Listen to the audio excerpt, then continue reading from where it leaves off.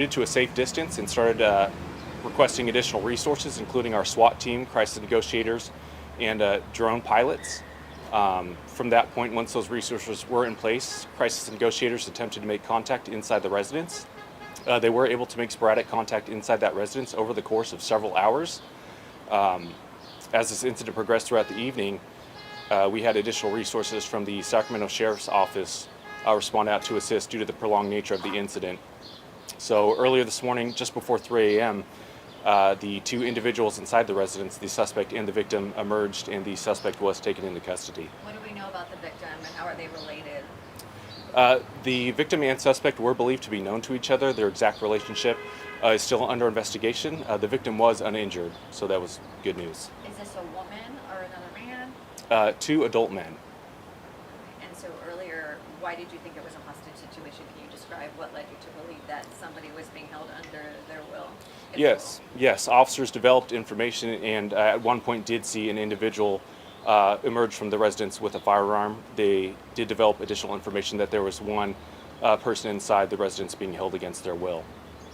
And how did they confirm that? Can you say? That was just through the investigation and their contacts, and also through the sporadic contact that was made over the telephone during the course of the investigation.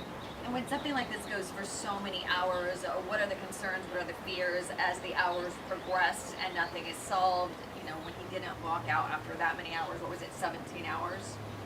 I believe so generally. So it started at 10 a.m. The concern is that we want a safe, peaceful resolution for everyone involved. So that's why we have our specialized resources in place, including our crisis negotiators. They're very good at what they do. And the goal of everyone involved is to bring this to a peaceful resolution, and we were able to achieve that. What finally got him to come out? Was it something that was said? So many hours passed. Do you know what it was that finally led this to a peaceful resolution? I don't know specifically what the prompt was that caused it to end and caused them to exit the residence. Do we know anything about the suspect? Does he have a criminal record? What would lead him to barricade himself after firing shots? So I don't know anything specific about that. We did have detectives respond out to investigate, and that'll be a focus of their investigation, is to determine the motive. But at this time, it's very preliminary in the investigation, so that'll be something that we might have some more information on later. Do we know if that person lived in the home? Is that his home where he barricaded himself in? I don't have information about that, but I do know that the suspect and victim were known to each other and did have some type of relationship previously. When we talk about the machinery and the equipment that was used, for example, how often does the police department use the type of machinery? We're talking specifically about that rook tactical tractor. Yeah, so all these resources we're very lucky to have. They help us in the community to be safe. Recently, about a week ago, we did have an officer-involved shooting, and again, with shots being fired on this call, we use all those resources so that we can be safe, along with our specialized personnel, including, like I said, the SWAT team, the crisis negotiation team, and our drone pilots. So with all those resources in place, we're able to get information and have a more complete picture of what's occurring at the scene, so that helps us and the community be safe. Can you explain exactly what it does?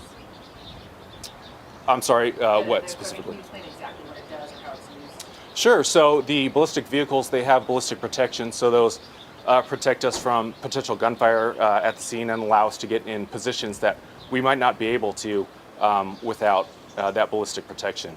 What about the drones that were used? And the drones, they let us obviously see in places that we wouldn't be able to from a safe distance and have a clearer picture of what's occurring at a residence or a scene.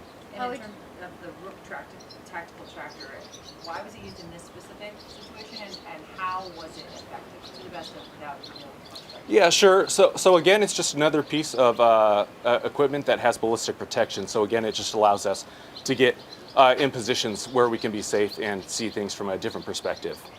How are you feeling now that it's over? I mean, it could have gone in any which way. Someone could have been shot. A neighbor could have been shot. Of course. How are you feeling knowing that it came to this conclusion? We're very grateful that there were no significant injuries in the community. I know something like this is very alarming for our community, but I'd like to thank our community for their patience as we took the time to investigate this, and we're grateful that it was a safe outcome for everyone involved. Where does this stand in relation to other hostage situations you guys have had to deal with? Is this more on the extreme end? Is this on the lesser end, would you say, in comparison? So any hostage situation is very alarming. I don't think there's a specific scale, just as it stands, we're just very grateful that no one was hurt in this and that everyone was safe. Very safe outcome for everyone involved. Looks like it's time for a couple more questions. What do you think it was the intention of that person, the suspect, to hurt that victim in there? Or why was that person there? I think they just happened to be there and got stuck in that scene. So again, the exact circumstances I don't know. Again, our detectives, that's going to be a focus of their investigation, determining those exact circumstances of what occurred. Charges? What charges are we looking at here? Kidnapping and felony assault. Would you say this ended peacefully, or what happened when that suspect actually tried to surrender and come out of that house physically? The suspect was taken into custody by the Sacramento Sheriff's Office just before 3 a.m. this morning. I don't know the exact circumstances of how he was taken into custody, but the victim was not injured, and the suspect is currently being booked at the Sacramento County We Jail. don't know if that person just came out on their own, last or question, did guys. somebody go in and get him, or did the Uh, suspect walk out free will?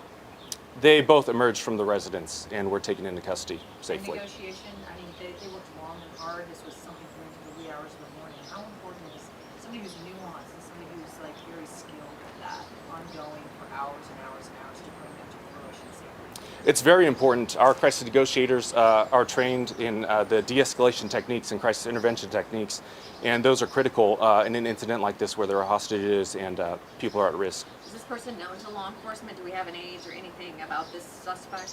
I don't have the information about their criminal record or history or anything like that. That's something we can provide to you guys a little bit later as the day Thank you, goes guys. on. Appreciate it. Okay? Thank you, guys. Do we have an age, though, that you can release on the suspect? I can go get it right now. I know it's an adult male. Okay. And the other thing I'm wondering is you said there was felony assault, but then you said that the person wasn't injured. There's two charges with 245A2, which is assault with a firearm and kidnapping. Assault with a firearm doesn't necessarily. This last time I did fired. It doesn't need to be fired. It's like a point in the action. Okay. Potential incident. Yeah. Thanks. Yep. Thank you, sir.